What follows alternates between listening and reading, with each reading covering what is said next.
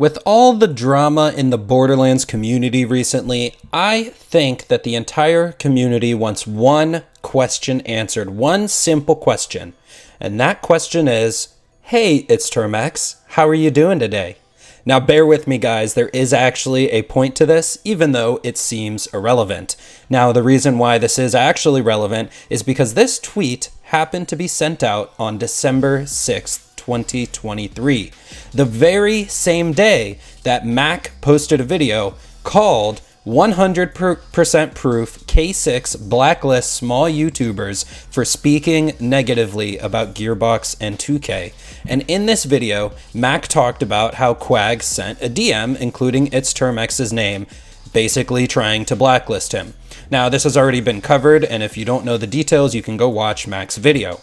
But in response to Quag sending this DM, Killer6 went publicly on Twitter asking Quag to DM him names so he can cut the cancer out of this community. And this tweet was recently deleted, by the way, just something I noticed.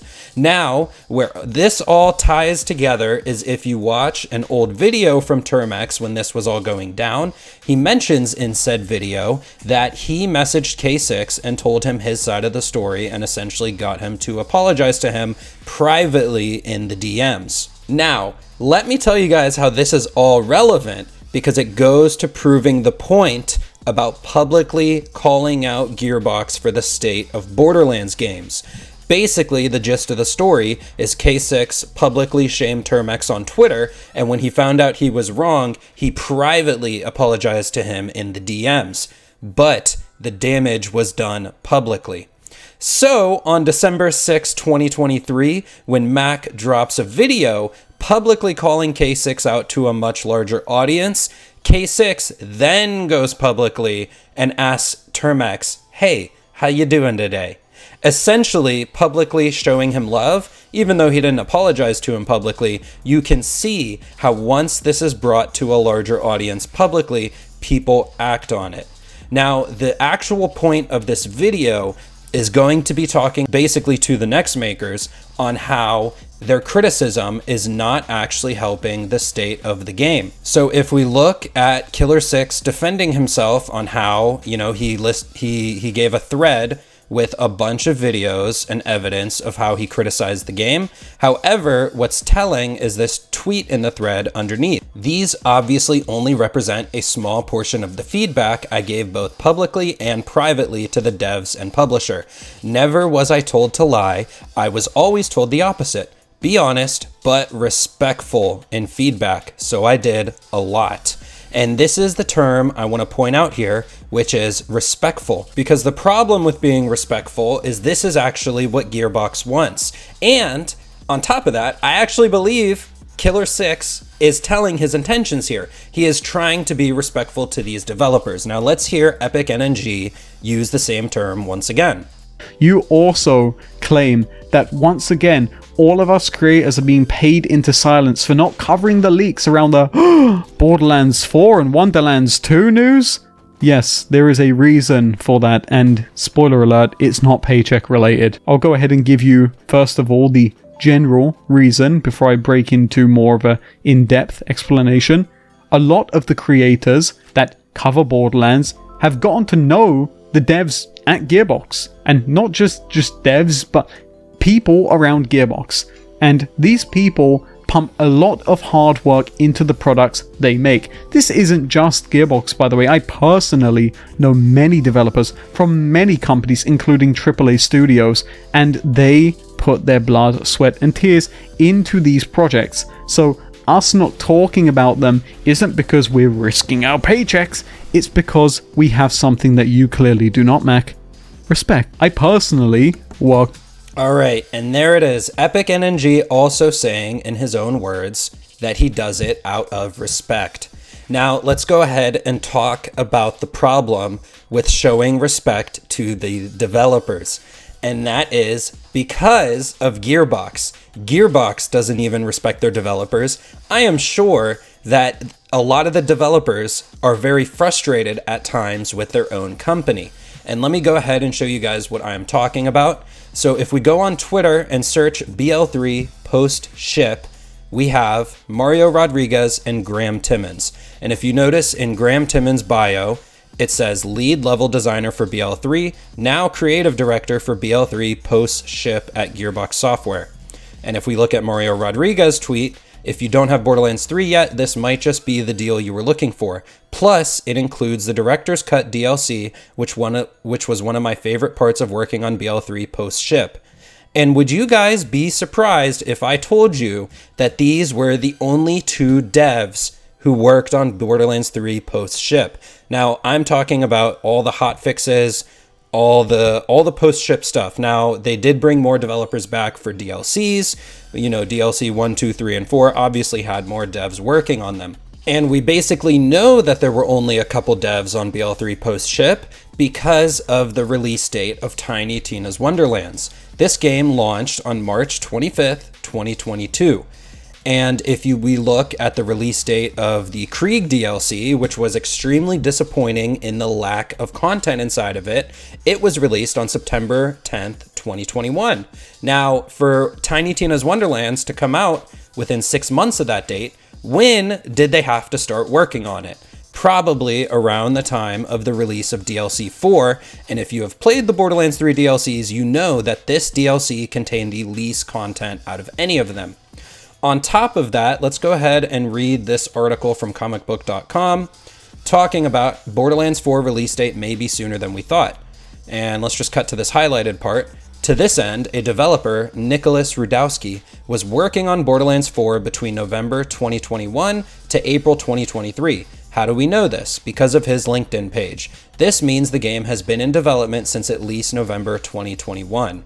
So not only are they working on Wonderlands when the DLC 4 was lacking a ton of content, but they were also apparently working on Borderlands 4 around the same time. And the problem with being respectful to the devs is, yes, do the specific devs in Gearbox probably put their blood, sweat, and tears into the products they make?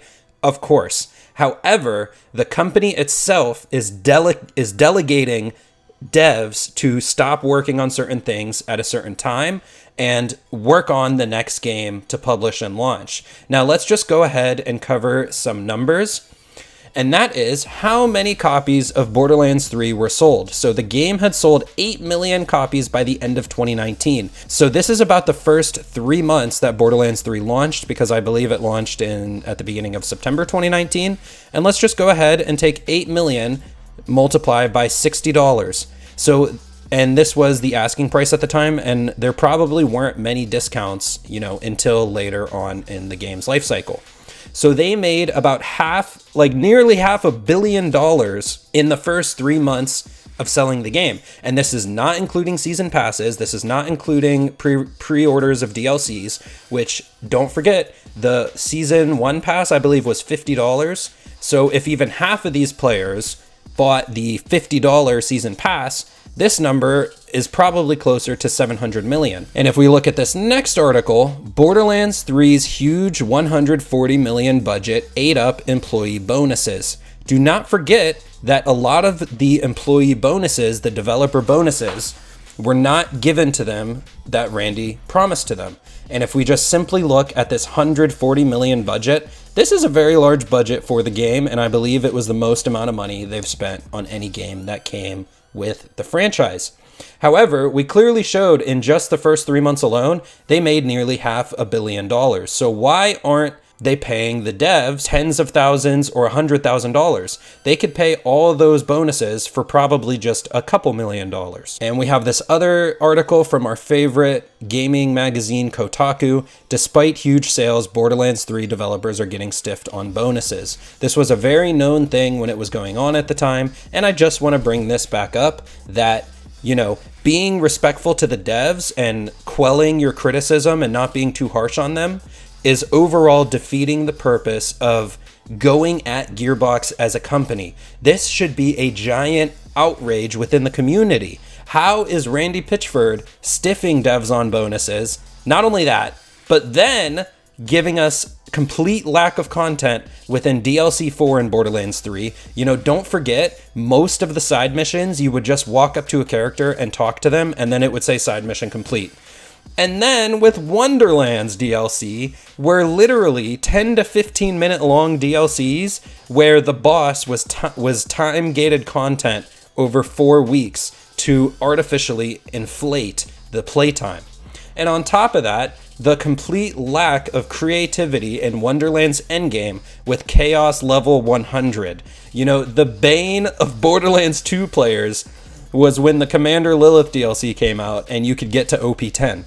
Literally, I think that is the number one complaint about Borderlands 2 was the OP levels, you know, and then they came back in Borderlands 3 with Mayhem modifiers. People hated that so much that we got Mayhem 11 with no modifiers. And then in Tiny Tina's Wonderlands, we get Chaos level 100. Are you kidding me? How is this not an outrage to the main content creators in the community? And the thing is, it is. They actually did hate that stuff. However, they want to seem respectful and not be outraged at the company, and this is due to their bias in signing contracts with them. And that is the whole point of today's video. You know, Killer 6, I'm sorry I called you out in the beginning, but I just thought it was funny because I actually pointed this out to Termax, how it's funny that he tweeted, "How are you doing?" the same day that Mac posted that video.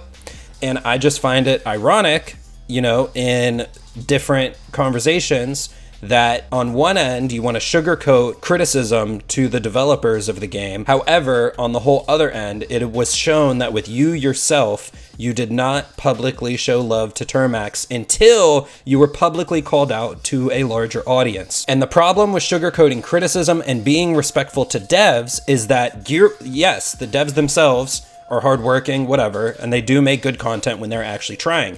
However, Gearbox themselves is not only stiffing their developers on bonuses, they are delegating to putting out as many game releases as possible to make more money for the company. And overall, in the long term, if you stiff your customer once, they might come back again, you know, and then if you stiff them twice, you're going to see a drop off in players. Overall, this is lowering future sales to the franchise. It is a cash grab up front, but later down the line, we will see this affect the community. And honestly, I'm predicting that Borderlands 4 sales will be lower than almost any other game in the series. Now, they've lost a lot of respect from the community with how Borderlands 3 went. We saw a huge player drop-offs around the time of Mayhem 4 and Malawan Takedown, as well as the non-stop nerfs to players' builds. And we saw another ginormous drop-off with Wonderlands DLC drama. You know, how many players dipped out of that game after that all went down? And then with New Tales from the Borderlands, I mean, that had a peak player count of 399, which is literally pitiful. So that is what this video is about, is giving a call to action to every single content creator in the community, whether you are on one side of this drama or the other side. Because at the end of the day, all of us have a shared common ground that we want to see great Borderlands games happening. And it is not going to happen unless you have public outrage against the company. And it is pretty much that simple, and the proof is in the pudding. And I hope you guys enjoyed this video. I'll see you guys in the next one. I'm out.